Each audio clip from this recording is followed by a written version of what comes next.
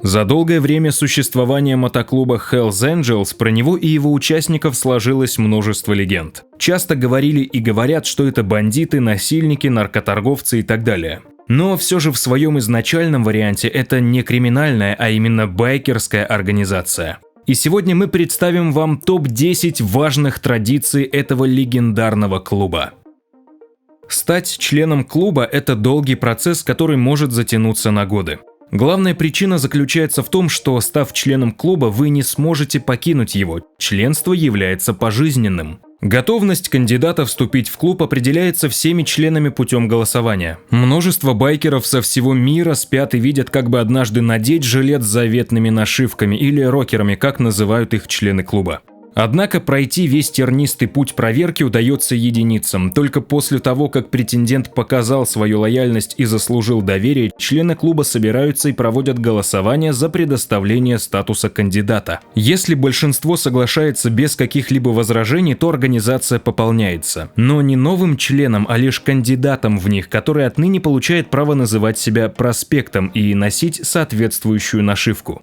Надпись «Проспект» означает «потенциальный» или «перспективный». Такие потенциальные члены клуба выполняют всевозможные поручения завсегдатаев от замены масла в мотоцикле до курьерских обязанностей. В клубе существует своего рода строгая иерархия, зависящая от срока нахождения в составе ангелов ада. Новички беспрекословно подчиняются более опытным байкерам. Существует своего рода дедовщина по типу армейской. Таким образом, в клубе проверяется характер человека. По мере продвижения по иерархии в клубе членам выдаются соответствующие нашивки, которые считаются неприкосновенными. Для членов Hells Angels клуб на первом месте, а уж потом следует семья, работа, карьера, деньги и тому подобные житейские моменты. Ральф Сонни Баргер, легендарный основатель и президент Ангелов Ада, рассказывает, что его часто спрашивали об обряде посвящения, и на этот счет существуют самые дикие теории. Так, например, говорят, что кандидат в клуб должен убить кого-то, чтобы стать ангелом ада. На самом деле для этого никогда не требовалось никаких обрядов, нужно только нести службу в качестве проспекта.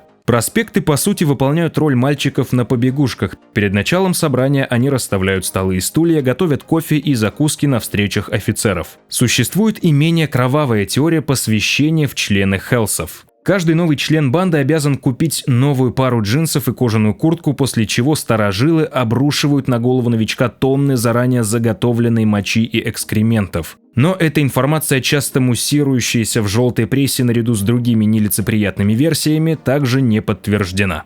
Как и в остальных делах, в подборе новых членов Hells Angels соблюдают величайшую осторожность, поэтому происходит все это весьма небыстро. Считается, что кандидат в проспекты должен быть лично знаком с полноправным членом не менее 5 лет, прежде чем его сочтут достойным клубного общества и присвоят звание саппорта, то есть человека, поддерживающего клуб. Затем саппорт становится хэнгараундом. Хэнгараунд буквально ошивающийся вокруг, и только после этого может претендовать на статус проспекта. Затем следует минимум годовой период, в течение которого проспект бегает за пивом, моет мотоцикл клуба, помогает во время мероприятий и выездов, словом, всячески доказывает свою преданность клубу и желание стать его полноправным членом. И только после этого проводится голосование, после которого проспект получает заветные нашивки мембера.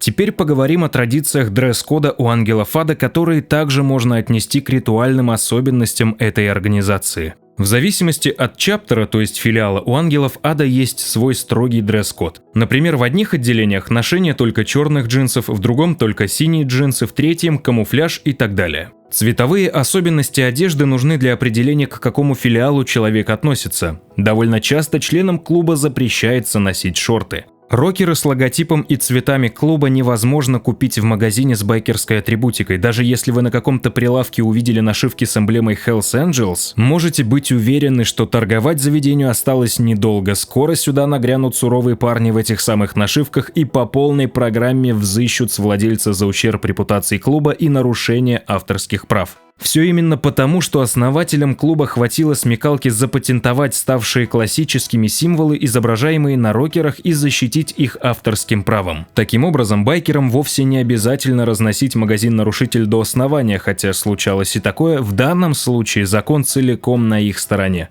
Но даже если вы успели купить себе крылатый череп, чтобы потом рассекать в нашивке на своем байке, берегитесь. За ношение символики Hells Angels с вас строжайше спросят при встрече в любой стране мира, где имеются отделения клуба. И вряд ли вам будут грозить судебным разбирательством. Скорее всего, дело кончится срывом нашивки и лютым мордобоем, который вы запомните на всю жизнь. Увидеть члена клуба без жилета с цветами практически невозможно. Негласные правила обязывают его щеголять с эмблемой Hells Angels даже при поездке в булочную. Но официально это не обязательно, и дресс-код строго соблюдается лишь на мероприятиях клуба и во время совместных поездок. Еще одна из главных традиций хелсов – это поддерживать друг друга в любой ситуации. Как солдаты полагаются на своих товарищей в бою, так и ангелы ада знают, что другие члены всегда придут им на помощь. Основной закон клуба – впрягаться за своих при любых обстоятельствах, даже если это может привести к кровопролитным столкновениям, а кто прав, кто виноват, разберутся позже. Поэтому невзначай брошенное в баре оскорбительное слово в адрес члена Hells Angels чревато масштабным побоищем с непредсказуемым результатом. Важным является и то, что о делах мотоклуба запрещено говорить вне стен клуба. На собраниях клуба обсуждаются всевозможные важные вопросы, за исключением незаконной деятельности. Безопасность клуба превыше всего, поэтому темы криминала полностью избегаются. Хотя Hells Angels категорически отказываются считать себя преступной организацией, они допускают, что некоторые члены могут быть в чем-то замешаны. Поэтому обсуждать криминальную деятельность в клубе или любым иным способом, если он может запятнать репутацию всей организации, строжайше запрещается. По словам Сони Баргера, правоохранительные органы относят клуб к категории криминальных лишь потому, что им легче преследовать всю организацию, а не конкретных виновников преступлений. И это видится вполне вероятным, поскольку у полиции практически невозможно проникнуть внутрь клуба, о чем мы расскажем далее. Дело в том, что строгие правила создали высокоэффективную преграду для правоохранительных органов. Одним из главных ритуалов ангелов, безусловно, является езда на байках. Разумеется, байкеры проводят значительное количество времени на своих мотоциклах и часто путешествуют вместе. В пути установленная иерархия соблюдается с военной четкостью. Президент отделения всегда едет впереди, даже если это подвергает его наибольшему риску в возможных столкновениях.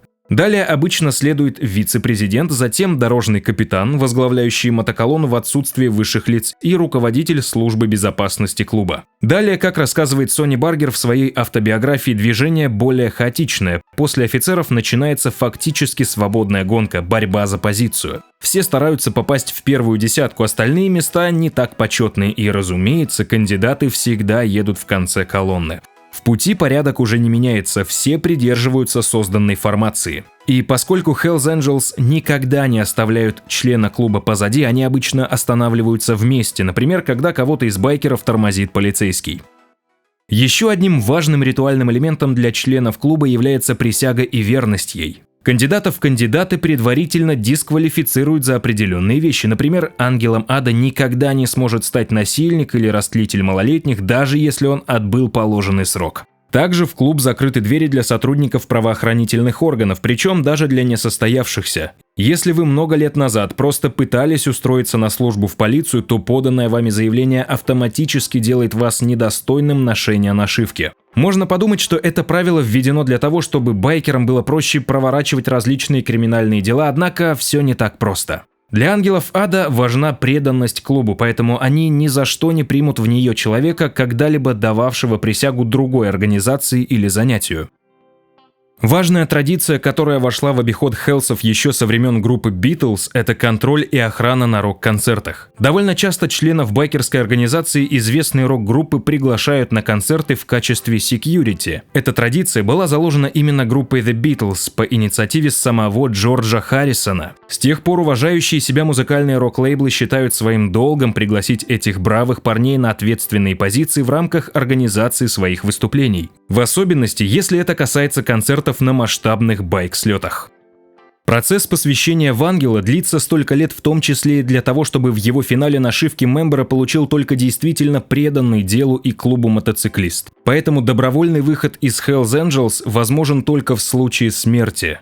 В этом случае покойного члена клуба в последний путь сопровождает многокилометровая процессия байкеров и хоронят его обязательно в жилете с нашивками. Тем не менее, клуб признает, что некоторые члены могут быть вынуждены отмежеваться из-за проблем с законом, чтобы не навлечь беду на других участников. Некоторых изгоняют из клубных рядов за нарушение кодекса, и если для кого-то это заканчивается просто снятием жилета и дальнейшей мирной жизнью, то иных нарушителей заставляют сводить татуировки с символикой Hells Angels. И если этого не сделать самому, за дело могут взяться сами ангелы с помощью подручных средств. Правда, в истории Hells Angels есть и те, кто ушел в отставку добровольно. Один из самых известных примеров – выход из организации Джорджа Кристи. Бывший президент объяснил причины своего ухода и полагал, что расстался с клубом по-хорошему. Однако, через некоторое время, попытавшись заехать на клубное мероприятие, получил отворот-поворот. Для остальных ангелов не было никакого по-хорошему, и все контакты с мужчинами, которые раньше считали его братом, были разорваны.